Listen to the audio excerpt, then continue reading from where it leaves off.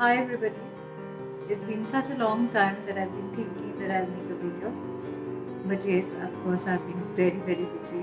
Our entire team has been very busy because the firstly the season, secondly the veil being very thin at this time, the ancestor worships, the Hecate path working, the Hecate packs. I have been doing so many of the Hecate packs, and I believe that people have been getting amazing results. Some of them are very energetic and are doing really well. Transformations are happening, things are changing. Uh, some people are going down the current, some people are going up the current. So it's all about the changes that are happening right now. So it's a great time for everything. All kinds of new beginnings, all kinds of new things that are happening in life. And I even got myself a snake vertebra bracelet, which is like has full of power. I energized it in the Yogini temple.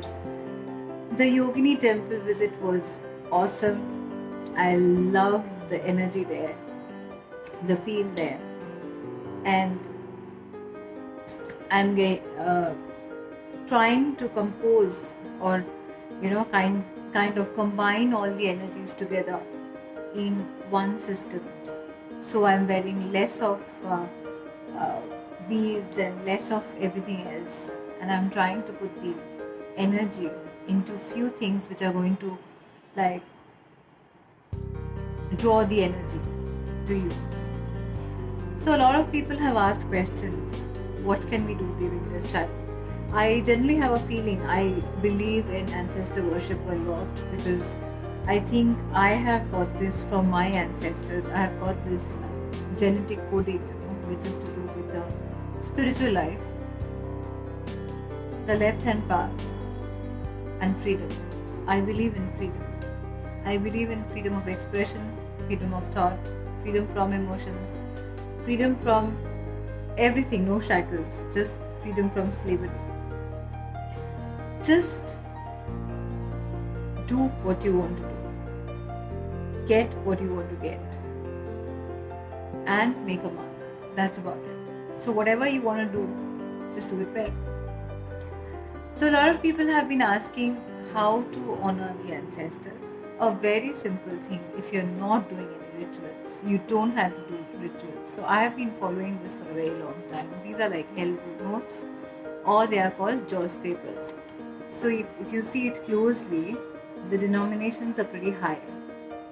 These are used by the Chinese, okay? And it is what you can do is you can write your ancestor's name here, maybe one of them, and you can also like what I do is I do it for my grandparents together because they've been so much in love with each other. I feel that they probably have been together, or maybe they are together. I don't know, but since I have always seen them together, I send. Sometimes I send them together, and sometimes I do an individual thing at times. So you can write their name, and I put in my signature, my symbol. I have a particular symbol that I use for my name, and you have to make it like a fan. So you basically hold it like a fan, and you burn it on a cookie tin or something which is fireproof, not on something which is glass, or not on paper, or not on wood. So you put it on a cookie jar and burn it. You have to visualize that they are opening a door and they are standing there. So what I do is sometimes when I initially did it, I never used to get any visual. But right now, with a lot of practice, of course, I have been into meditations as well. So right now I get it right most of the times. And depending on how they burn, you can actually say whether how much they required it. Because right from the time, even the Egyptians, if you see how the pharaohs were, so they in their entire lifetime, they used to keep choosing things that they would carry for themselves in their afterlives. So all those things that they liked used to be kept in the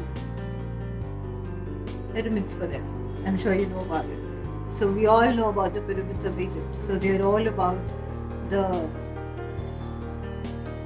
kings, the queens, and their the stuff that they love the most, because they feel that in their afterlife they would require all that material things so that they can have a very peaceful life. So this is for your ancestors. You can send them money, even if they are not there. You can burn them the money, and you see the difference. A lot of difference comes. Now I have been doing this for a long time, and I generally add a lot of things into this, because what I do is I write down the things, the intentions that I have almost every day. So I have a journaling book that I do. What are my desires? One is a definite chief aim, which I follow Napoleon Hill for it, and that's the book, Napoleon Hill's, one of his books. I'm forgetting the name. But he's the one who talks about a definite chief aim. And I somehow worked this definite chief aim of my life. And I have changed it over a period of time. It's not that changing in the sense, not change the definite goal. Of course, I always wanted to study this, and this is what I wanted to do all the time. And this is the only thing that I know. Probably I don't know anything else, but I know this well. So, yeah, so I have written it down, and I had given myself time, a set time, that I would achieve this within this time. And I have never really been in doubt whether I'll be able to do it or not, because all that I ever wanted to do was this. So I studied, I kept my goal, I have done whatever required to achieve that. Yes, they were done, probably more downs than there were ups at some point of time. But all those downs have helped me to achieve whatever I had to. So whenever I wrote a manifestation of mine down, and when I used to burn this for my ancestors, I definitely did a prayer in my mind that as I look after you, please look after my desires as well. As I'm born into your family, as this body is actually made out of the ancestors who have passed on from life to death, And I think it makes a lot of sense, because we are born into a family for certain reasons. It's not that for no reason we are born in that family. So yes,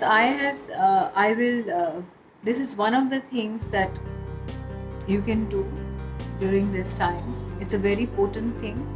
You can write your desires, your manifestations, and connect it while you are burning this.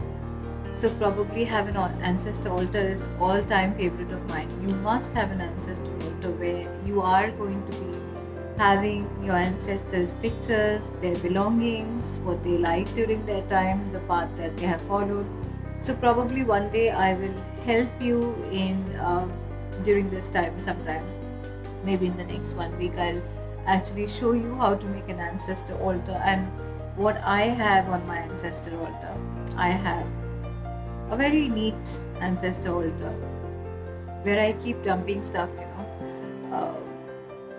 whatever I think, some messages, offerings every day. I give them offerings every day on a regular basis. I burn this Jaws paper. This is available online. You can easily find it online. You can even mail me if you require some. I have the big ones which I use for Havans as well, which I use for ancestor workings as well. I have the huge ones which is specially created for workings. These are the small ones that you get online. So you can procure this, start off your journey.